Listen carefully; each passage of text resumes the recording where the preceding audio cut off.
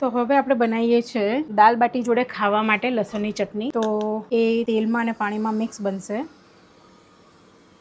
2 ચમચી જેટલું તેલ લીધું છે. તેલ ગરમ થઈ ગયું છે. હવે આની અંદર થોડીક અજમો, અડધી ચમચી જેટલો,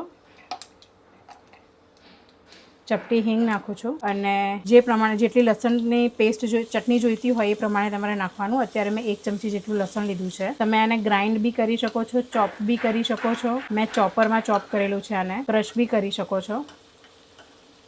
લસણ સતળાઈ જાય એટલે આપણે એની અંદર બીજો મસાલો કરવાનો છે.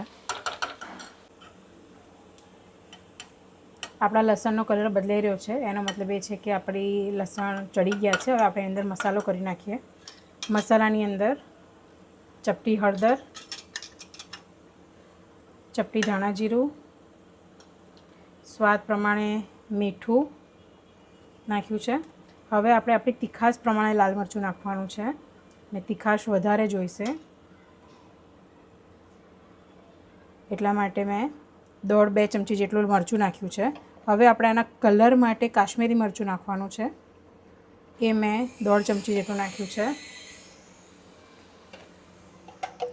અને થોડો ટેસ્ટનો તડકો આપવા માટે અડધી ચમચી જેટલો મેં કિચન કિંગ મસાલો નાખ્યો છે. મેગી મસાલો, કિચન કિંગ મસાલો જે નાખવો હોય તમે નાખી શકો છો.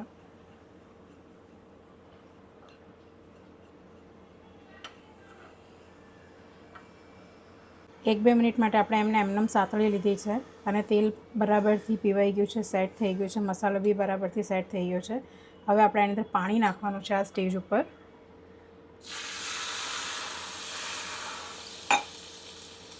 મેં અડધા ગ્લાસ જેટલું પાણી નાખ્યું છે.